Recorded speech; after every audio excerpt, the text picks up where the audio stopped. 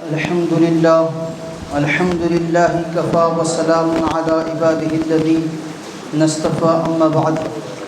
قال الله تبارك وتعالى في كلامه المجيد والفرقان الحميد بعد أعوذ بالله من الشيطان الرجيم بسم الله الرحمن الرحيم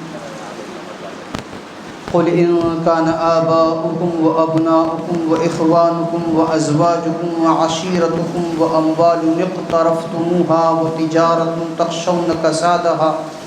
ومساكن ترضونها أحب إليكم من الله ورسوله وجهاد في سبيله فتربصوا حتى يأتي الله بأمره والله لا يهدي القوم الفاسقين. وقال تعالى في مقام آخر لا تجدوا قوما يؤمنون بالله واليوم الآخر يوادون من حاد الله ورسوله ولو كانوا آباءهم أو أبناءهم أو إخوانهم أو عشيرتهم أولئك كتب الله في قلوبهم الإيمان وأيدهم بروح منه ويدخلهم جنات تجري من تحتها الأنهار خالدين فيها رضي الله عنهم ورضوا عنه أولئك حزب الله ألا إن حزب الله هم المفلحون.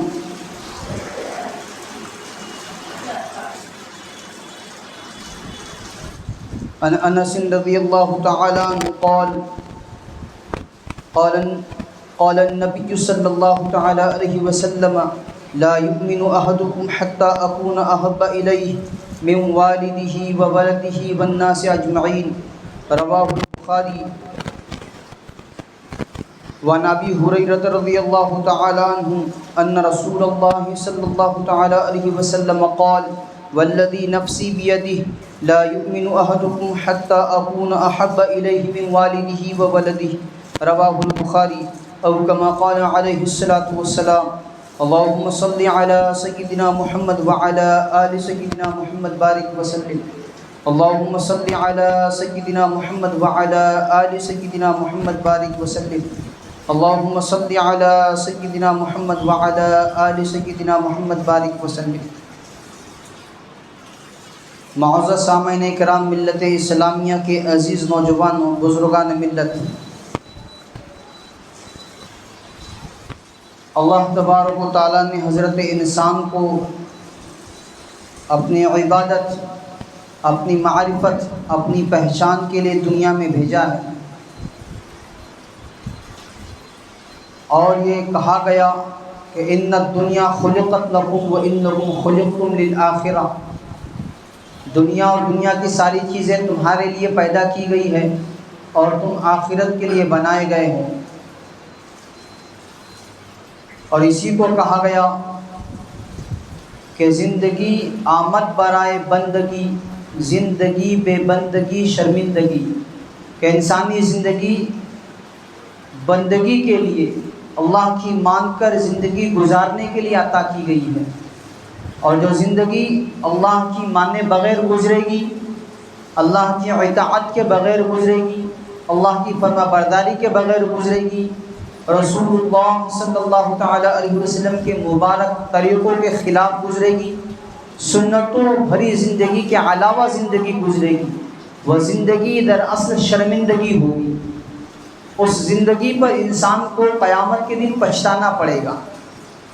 ملال کرنا پڑے گا کہ میں کیسی زندگی گزار کر آیا. اب جب ساری چیزیں انسان کے لیے پیدا کی گئی ہے اور انسان کو اللہ نے اپنے لیے بنایا ہے،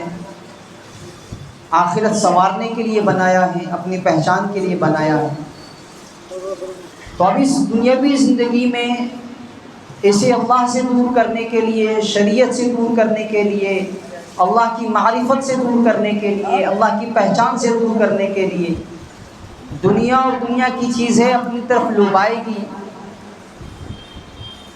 اسے اپنی طرف آکرشت کرے گی، اپنی طرف متوجہ ہونے پر مجبور کرے گی. کبھی یہ دنیاوی زیب و زینت کے ساتھ ہوگا، کبھی یہ خود اس کے اپنے رشتہ دار، اعزاء، اقارب، ماں باپ، بھائی بہن، بچے، اولاد، ان کی محبت ان کی طرف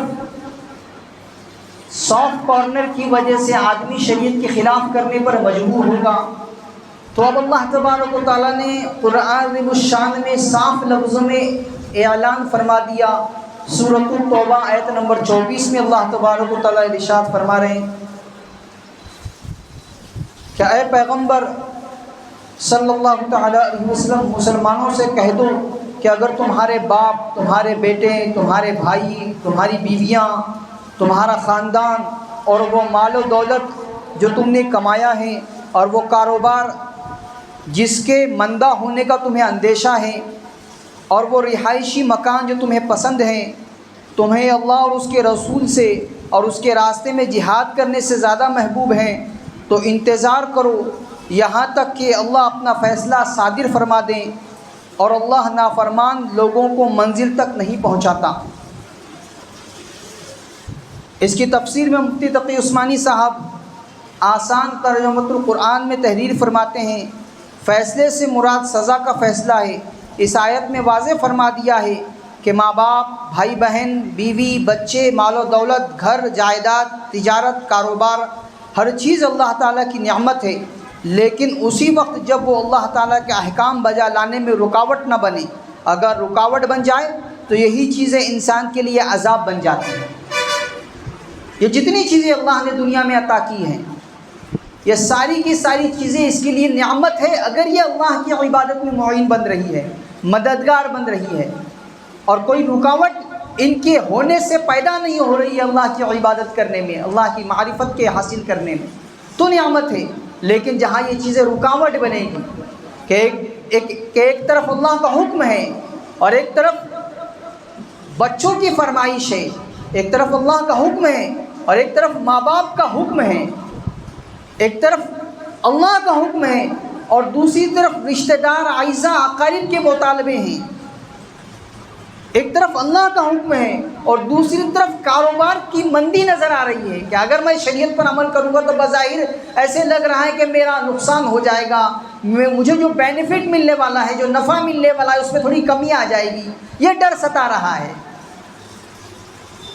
عالیشان مکان میں رہنے کی امنگ اور چاہت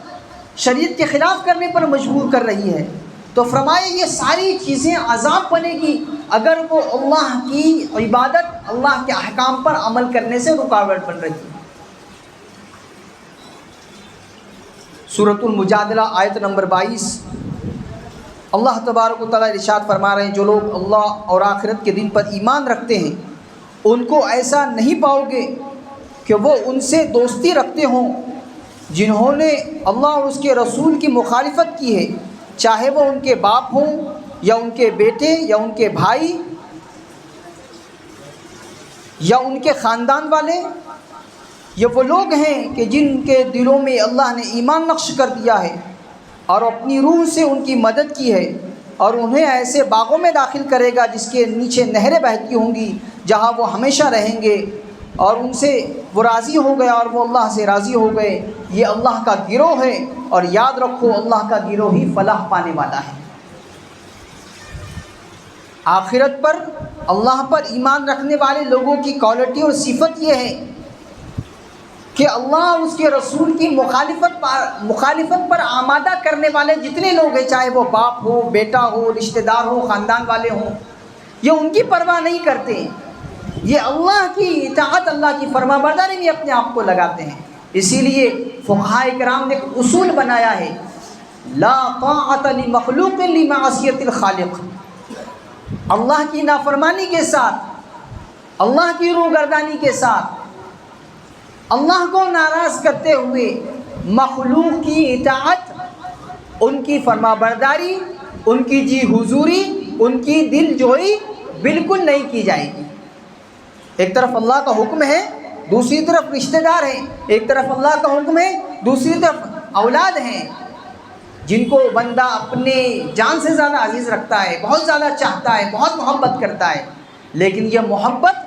دوسرے درجے پر آ جائے گی جب اللہ کا حکم آئے گا۔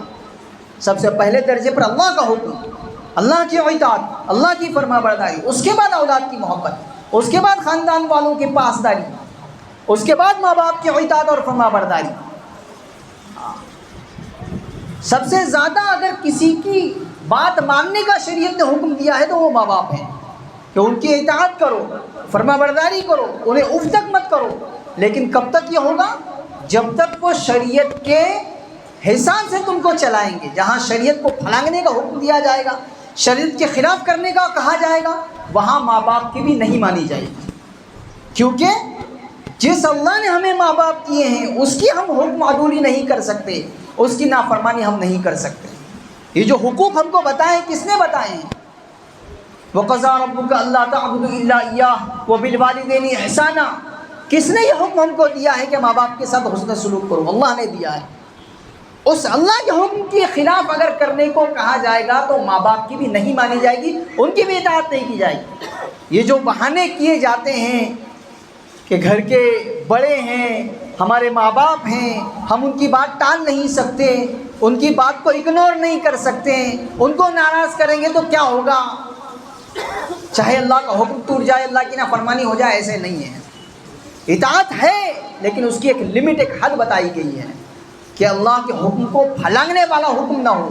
اللہ کے حکم کو توڑنے والا حکم نہ ہو. جہاں یہ ہوگا وہاں نہیں اطاعت کی جائے گی، وہاں نہیں مانی جائے گی. وہاں حسن اخلاق سے، نرمی سے، پیار سے سمجھایا جائے گا کہ یہ نہیں ہو سکتا. ٹھیک ہے، آپ کی عزت، آپ کا اکرام، آپ کا احترام ہمارے سروں پر ہیں، ہمیں بہت زیادہ عزیز ہیں آپ لوگ، لیکن اللہ کے حکم کے آگے نہیں ہوگا. تو جب دنیا کی سب سے زیادہ مقدس ترین ہستیوں کا احترام اللہ کے حکم کے آگے نہیں کیا جاتا، ان کی بات اللہ کے حکم کے آگے نہیں مانی جاتی، کہ جہاں اللہ کا حکم آ رہا ہے وہاں اللہ کی فرما برداری ہی کی جائے گی، اللہ کا حکم ہی مانا جائے گا. کوئی اور دوسری چیز کو، اس کے اپوزٹ چیز کو عمل میں لانے کی نہ کوشش کی جائے گی نہ سوچا جائے گا. جب ماں باپ کے ساتھ یہ ہیں، بچوں کے ساتھ یہ ہیں، خاندان والوں کے ساتھ یہ ہیں، تو پھر دوسرے لوگوں کا کیا؟ ہمارے جو دوست احباب ہیں، برادران وطن ہیں، اور وہ لوگ ہیں کہ جن کا ہمارے ساتھ اٹھنا بیٹھنا ہے، کھانا پینا ہے، چلنا پھرنا ہے، لین دین ہے، ویوہار ہے.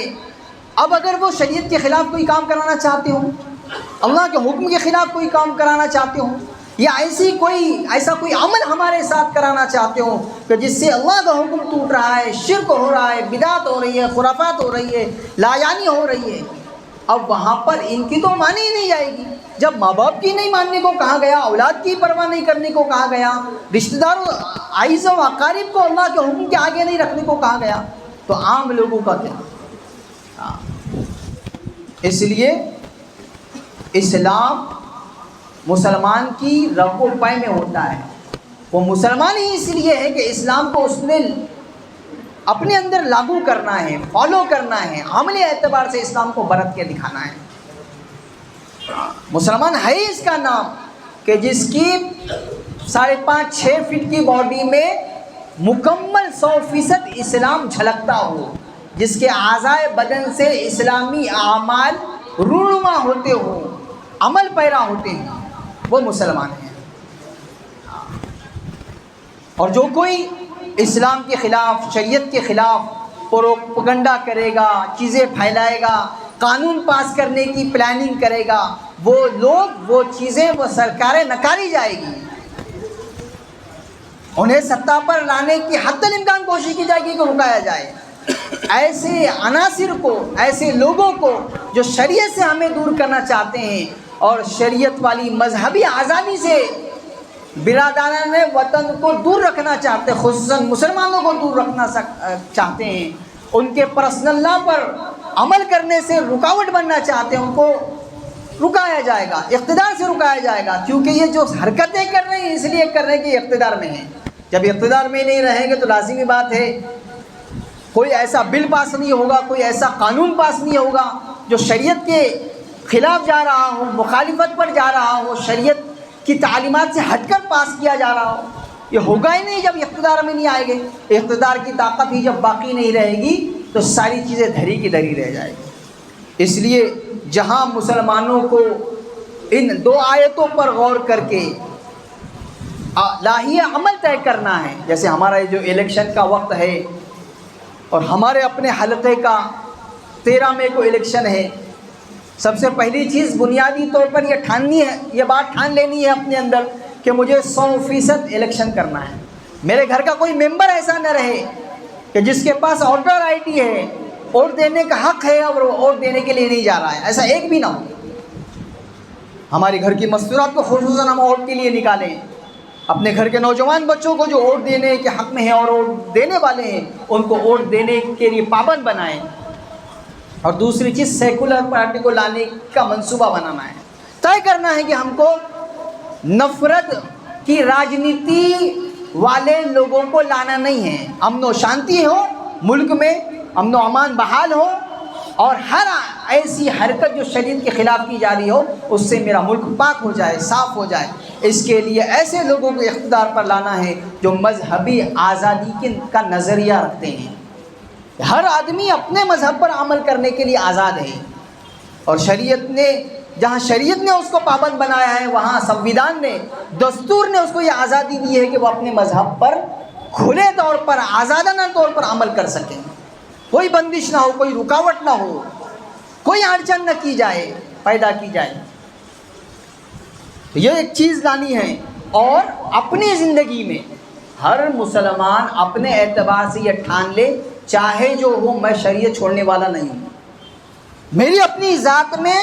شریعت کبھی چھوٹے گی نہیں، اللہ کا حکم کبھی چھوٹے گا نہیں، اللہ کے نبی صلی اللہ تعالیٰ علیہ وسلم کے طریقے، مبارک طریقے کبھی میری زندگی سے الگ نہیں ہوں گے۔ یہ ہر مسلمان اگر ٹھان لے تو دنیا کی کوئی طاقت اسے مجبور نہیں کر سکتی کہ وہ شریعت کے خلاف عمل کریں۔ ان چیزوں پر عمل کرنا ہے۔ ایک دو حدیثیں انشاءاللہ اس کے بعد بات ختم ہوگی۔ سیدنا انس بن مالک رضی اللہ تعالیٰ عنہ راوی ہیں، روایت فرماتے ہیں کہ اللہ کے نبی صلی اللہ تعالیٰ علیہ وسلم نے ارشاد فرمایا، لا یؤمن احدکم حتی احب الیہ من والدہ وولدہ والناس اجمعین، تم مکمل کامل درجہ مومن نہیں ہو سکتے یہاں تک کہ میں تمہارے نزدیک تمہارے بچوں سے، تمہارے والدین سے، دنیا جہان سے زیادہ عزیز نہ ہو جاؤں۔ اور حضرت ابو ہریرہ رضی اللہ تعالیٰ عنہ کی روایت ہے، اس میں اللہ کے نبی صلی اللہ تعالیٰ علیہ وسلم ارشاد فرماتے ہیں، والذی نفسی بیدی، قسم اس پاک ذات کی جس کے قبضے میں میری جان ہے، لا یؤمن احدکم حتی اکون احب الیہ من والدہ وولدہ، تم میں سے کوئی بھی کامل درجہ کا مومن نہیں ہو سکتا یہاں تک کہ میں اس کی نگاہ میں اس کی اولاد اور اس کے والدین سے زیادہ محبوب نہ ہو جاؤں۔ یہ دونوں روایتیں بخاری شریف کی ہیں۔ تو ہمیں سب سے اوپر درجے پر شریعت کو رکھنا ہے، اسلام کو رکھنا ہے، تعلیمات کو رکھنا ہے، اور اس کے بعد باقی چیزیں ہوگی، باقی کی محبت ہوگی، باقی کی پاسداری ہوگی۔ سب سے پہلے اول درجے پر اسلام، شریعت، احکامات خداوندی۔ اللہ تبارک و تعالی اس سوچ کے ساتھ ہمیں اپنی ساری زندگی گزارنے کی توفیق عطا فرمائے، اور ملک کے حالات کو اللہ تبارک و تعالی سازگار فرمائے، امن و امان کی ہوائیں، فضائیں پھر سے ایک بار اللہ تبارک و تعالی عام فرمائے۔ وآخر دعوانا الحمدللہ رب العالمین، والصلاة والسلام علی سید الانبیاء والمرسلین صلی اللہ تعالی علیہ وسلم۔